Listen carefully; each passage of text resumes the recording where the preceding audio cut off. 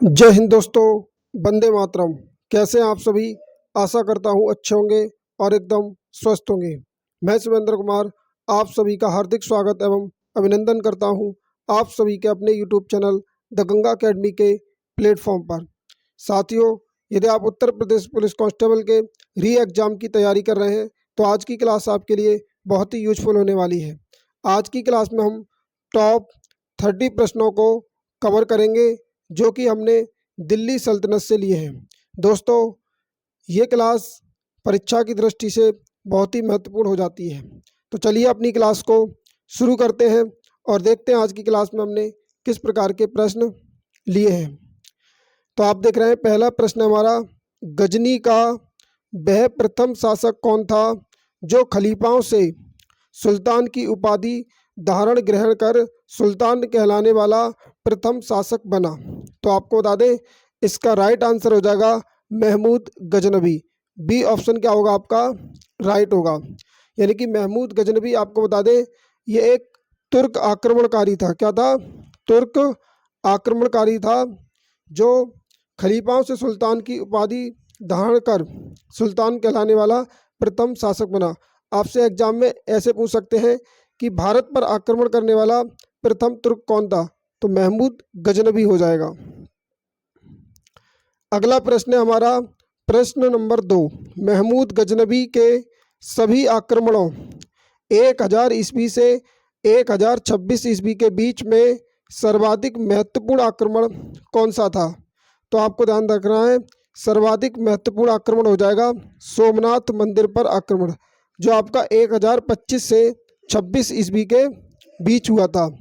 दोस्तों, इस प्रकार से अगर बात करें महमूद गजनबी की, आपसे एग्जाम में ये पूछ सकते हैं कि महमूद गजनबी ने भारत पर पहली बार आक्रमण कब किया? तो आपको ध्यान रखना 1001 ईस्वी में महमूद गजनबी ने भारत पर पहला आक्रमण किया, जो शाही राजा जयपाल के विरुद्ध था। किसके विरुद्ध था? शाही राजा जयपाल के विरुद्ध था। नेक्स्ट प्रश्न हमारा, महमूद गजनबी के भारत पर आक्रमण का उद्देश्य क्या था? महमूद गजनबी के भारत पर आक्रमण का उद्देश्य क्या था? तो इसका राइट आंसर हो जाएगा आपका डी, मध्य एशिया में एक बड़े साम्राज्य की स्थापना के लिए धन प्राप्त करना। मध्य एशिया में एक बड़े साम्राज्य की स्थापना के लिए धन प्राप्त करना, ये महमूद गजनबी के भारत पर आक्रमण का उद्देश्य था। अगला प्रश्न है हमारा, महमूद गजनबी के भारत पर आक्रमण के समय भारत आए विद्वान अल बरूनी ने किस महत्वपूर्ण ग्रंथ की रचना की? तो आपको बता दें अल बरूनी ने जो है किताब उल हिंद की रचना की थी। किसकी रचना की थी? किताब उल हिंद। बी ऑप्शन जो है इसका राइट हो जाएगा। नेक्स्ट प्रश्न है हमारा, दिल्ली सल्तनत की दरबारी भाषा थी। आपको बताना है दिल्ली सल्तनत की दरबारी भाषा। तो आपको ध्यान रखना है दिल्ली सल्तनत की दरबारी भाषा फारसी थी। क्या थी? फारसी। अगला प्रश्न है, कुब्बत उल इस्लाम मस्जिद का निर्माण किसके द्वारा किया गया था? कुब्बत उल इस्लाम मस्जिद का निर्माण किसके द्वारा किया गया था? तो ये था आपका कुतुबुद्दीन ऐबक। कुतुबुद्दीन ऐबक ने जो है कुब्बत उल इस्लाम मस्जिद का निर्माण किया था। और आपको ध्यान रखना है अढ़ाई दिन का झोपड़ा, अढ़ाई दिन का जो झोपड़ा है इसका भी निर्माण किसने किया था? तो ये आपका कुतुबुद्दीन ऐबक ने किया था। और ये अढ़ाई दिन का झोपड़ा आपका कहाँ है? तो आपको ध्यान रखना है ये आपका अजमेर में है। कहाँ है? अजमेर में। अगला प्रश्न है हमारा, तराइन की पहली लड़ाई 1191 ईस्वी निम्नलिखित में से किनके बीच हुई थी? तराइन की जो पहली लड़ाई हुई थी ये 1191 ईस्वी में किन किन के बीच लड़ी गई थी? तो आपको ध्यान रखना है ये आपकी मोहम्मद गौरी और पृथ्वीराज चौहान के बीच लड़ी गई थी। बी ऑप्शन जो है इसका राइट हो जाएगा। बात करें इसमें कौन विजयी रहा, तो आपको ध्यान रखना है पृथ्वीराज चौहान जो थे इसमें विजयी रहे थे। कौन? पृथ्वीराज चौहान की जो है इसमें जीत हुई थी तराइन के प्रथम युद्ध में। अगर आपसे एग्जाम में पूछे तराइन का द्वितीय युद्ध कब हुआ था, तो आपको ध्यान रखना है 1100 ईस्वी में। तराइन का द्वितीय युद्ध 1192 ईस्वी में दोबारा से इन्हीं के बीच लड़ा गया था। नेक्स्ट प्रश्न है हमारा, निम्नलिखित में से किस खलजी शासक ने दिल्ली के राज सिंहासन पर बैठने के लिए अपने ससुर की हत्या कर दी थी? तो आपको ध्यान रखना है, इसका राइट आंसर हो जाएगा अलाउद्दीन खिलजी। अलाउद्दीन खिलजी जो कि क्या था, ये जलालुद्दीन फिरोज खिलजी का भतीजा एवं दामाद था। यानी इसने जो है जलालुद्दीन फिरोज खिलजी की हत्या कर दी थी और ये खिलजी वंश से संबंधित है। नेक्स्ट है हमारा, रजिया सुल्तान किसकी बेटी थी? तो आप जानते हैं रजिया सुल्तान जो है इल्तुतमिश की बेटी थी। किसकी बेटी थी? इल्तुतमिश की। इल्तुतमिश से एक क्वेश्चन ये भी बन सकता है कि इक्ता प्रणाली जो है किसने इसकी जो है शुरुआत की थी? तो आपको ध्यान रखना, इक्ता प्रणाली की जो शुरुआत की थी इल्तुतमिश ने की थी। नेक्स्ट प्रश्न है हमारा, मोहम्मद गौरी विजित प्रदेशों की देखभाल के लिए निम्नलिखित में से किस विश्वसनीय जनरल को छोड़कर गया था? मोहम्मद गौरी ने जो अपने प्रदेश जीते थे, विजित प्रदेश, उनकी देखभाल के लिए किस जनरल को छोड़कर गया था? तो आपको ध्यान रखना है, ये कुतुबुद्दीन ऐबक को छोड़कर गया था। किसको?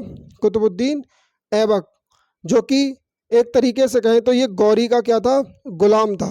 कुतुबुद्दीन ऐबक जो था ये मोहम्मद गौरी का क्या था? गुलाम था। ये आपको ध्यान रखना है। अगला प्रश्न है हमारा, आगरा नगर की स्थापना किसके द्वारा की गई थी? तो आगरा नगर की स्थापना आपको बता दें, आगरा नगर की स्थापना सिकंदर लोदी ने की थी। किसने की थी? सिकंदर लोदी ने। कब की थी? तो आपको ध्यान रखना है, सन 1504 ईस्वी में जो है सिकंदर लोदी ने आगरा शहर की स्थापना की थी। अगला प्रश्न है हमारा, किसके शासनकाल में सबसे अधिक मंगोल आक्रमण हुए? किसके शासनकाल में सबसे अधिक मंगोल आक्रमण हुए? तो आपको ध्यान रखना है, अलाउद्दीन खिलजी। अलाउद्दीन खिलजी के शासनकाल में सबसे अधिक मंगोल आक्रमण हुए थे। आपसे एग्जाम में पूछे स्थायी सेना की नींव किसने रखी थी? तो आपको ध्यान रखना, स्थायी सेना की जो नींव रखी थी अलाउद्दीन खिलजी ने रखी थी। किसने? अलाउद्दीन खिलजी ने। और बाजार नियंत्रण प्रणाली किसने लागू की थी? तो आपको ध्यान रखना है, ये अलाउद्दीन खिलजी ने ही जो है लागू की थी बाजार नियंत्रण प्रणाली। अगला प्रश्न है हमारा, निम्नलिखित में से वह दिल्ली का सुल्तान कौन था जिसकी मृत्यु चौगान यानी कि पोलो खेलते हुई थी? तो आपको ध्यान रखना है, ये कुतुबुद्दीन ऐबक था। कौन था? कुतुबुद्दीन ऐबक, जिसकी मृत्यु चौगान यानी कि पोलो खेलते हुई थी। और आपको ध्यान रखना है, कुतुबुद्दीन ऐबक ने ही जो है गुलाम वंश की स्थापना की थी। आपसे पूछे गुलाम वंश का संस्थापक या गुलाम वंश की स्थापना किसने की थी? तो आपको ध्यान रखना है, कुतुबुद्दीन ऐबक ने। नेक्स्ट प्रश्न हमारा, तराइन के द्वितीय युद्ध में किसने किसको पराजित किया? तराइन के द्वितीय युद्ध में किसने किसको पराजित किया? तो आपको बता दें, तराइन का द्वितीय युद्ध ये 1192 ईस्वी में लड़ा गया था, मोहम्मद गौरी और पृथ्वीराज चौहान के बीच में। तो इसमें जो है मोहम्मद गौरी की क्या हुई थी? विजय हुई थी। यानी मोहम्मद गौरी ने पृथ्वीराज चौहान को क्या कर दिया? पराजित कर दिया था। और प्रथम युद्ध हुआ था आपका 1191 ईस्वी में, जिसमें पृथ्वीराज चौहान क्या थे? विजयी रहे थे। अगला प्रश्न है हमारा, दिल्ली के किस सुल्तान को इतिहासकारों ने विरोधों का मिश्रण बताया है? दिल्ली के किस सुल्तान को इतिहासकारों ने विरोधों का मिश्रण बताया है? तो आपको ध्यान रखना है, मोहम्मद बिन तुगलक। मोहम्मद बिन तुगलक को जो है विरोधों का मिश्रण बताया है। अगला प्रश्न है हमारा, लोधी वंश का अंतिम शासक कौन था? आपको बताना है लोधी वंश का अंतिम शासक। तो आपको ध्यान रखना है, लोधी वंश का अंतिम शासक इब्राहिम लोधी था। कौन था? इब्राहिम लोधी। और आपको बता दें 1526 ईस्वी में बाबर और इब्राहिम लोधी के बीच जो है पानीपत की पहली लड़ाई हुई थी, जिसमें इब्राहिम लोदी जो है बाबर से हार गया और हारने के बाद बाबर ने जो है मुगल वंश की स्थापना की थी 1526 ईस्वी में। यह आपको ध्यान रखना है। अगला प्रश्न हमारा, इनाम भूमि किसे दिया जाता था? इनाम भूमि किसे दिया जाता था? तो ये दिया जाता था विद्वान और धार्मिक व्यक्ति को, विद्वान और धार्मिक व्यक्ति को दिया जाता था। अगला प्रश्न है हमारा, उत्तरी भारत की प्रथम मुस्लिम महिला शासक, दिल्ली पर राज करने वाली प्रथम महिला शासक थी। तो ये थी आपकी रजिया सुल्तान। कौन थी? रजिया सुल्तान। यदि आपसे पूछे दिल्ली की प्रथम मुस्लिम महिला शासक तो कौन हो जाएगी? रजिया सुल्तान। ये आपको बता दें इल्तुतमिश की पुत्री थी। किसकी? इल्तुतमिश। आपको ध्यान रखना है, इल्तुतमिश की पुत्री थी कौन? रजिया सुल्तान। अगला प्रश्न है हमारा, दिल्ली के प्रथम सुल्तान कौन थे जिन्होंने दक्षिण भारत को पराजित करने का प्रयास किया? दिल्ली का प्रथम सुल्तान आपको बताना है जिसने दक्षिण भारत को पराजित करने का प्रयास किया। तो इसका राइट आंसर हो जाएगा अलाउद्दीन खिलजी। और इसने जो है मलिक काफूर को, किसको? मलिक काफूर को दक्षिण भारत की विजय प्राप्त करने के लिए भेजा था। तो इसका राइट आंसर हो जाएगा आपका अलाउद्दीन खिलजी। नेक्स्ट प्रश्न है हमारा, यात्री इब्न बतूता कहाँ से आया था? यात्री इब्न बतूता कहाँ से आया था? तो ये आपको ध्यान रखना है, ये आपका मोरक्को देश से आया था। कहाँ से आया था? मोरक्को। आपसे एग्जाम में पूछ सकता है किसके शासनकाल में ये भारत आया था? तो आपको ध्यान रखना है मोहम्मद बिन तुगलक। किसके? मोहम्मद बिन तुगलक के शासनकाल में जो है ये भारत आया था। किसके शासनकाल में? मोहम्मद बिन तुगलक के शासनकाल में। अगला प्रश्न है हमारा, भारत पर प्रथम तुर्क आक्रमण करने वाला था? भारत पर प्रथम तुर्क आक्रमण करने वाला था, हमने अभी आपको बताया था महमूद गजनबी। कौन था? महमूद गजनबी एक तुर्क आक्रमणकारी था जो कि भारत पर आक्रमण करने वाला प्रथम व्यक्ति था।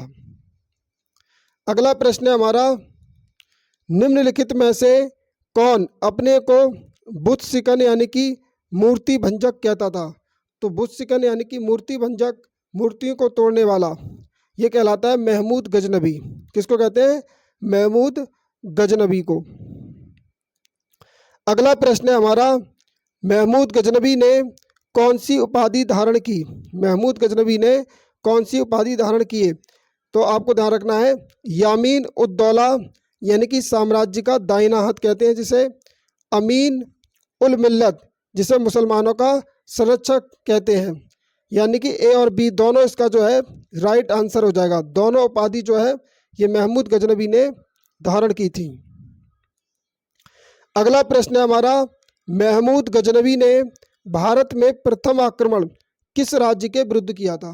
महमूद गजनबी ने भारत में प्रथम जो आक्रमण किया था ये किस राज्य के विरुद्ध किया? तो आपको ध्यान रखना है हिंदू शाही ऑब्लिक ब्राह्मण शाही के विरुद्ध किया था। अगर आपसे पूछे राजा का नाम तो आपको ध्यान रखना है जयपाल के विरुद्ध किया था। किसके? हिंदू शाही राजा जयपाल के विरुद्ध किया था। कब किया? तो सन 1001 ईस्वी में किया था। अगर एग्जाम में आपसे पूछे महमूद गजनबी ने भारत पर कितनी बार आक्रमण किया? तो आपको ध्यान रखना है महमूद गजनबी ने भारत पर जो है 17 बार आक्रमण किया था। कितनी बार? 17 बार। नेक्स्ट प्रश्न हमारा, हिंदू शाही राज्य की राजधानी थी? तो हिंदू शाही राज्य की राजधानी उदभांडपुर थी जिसे हम ओहिंद और वहिंद के नाम से भी जानते हैं।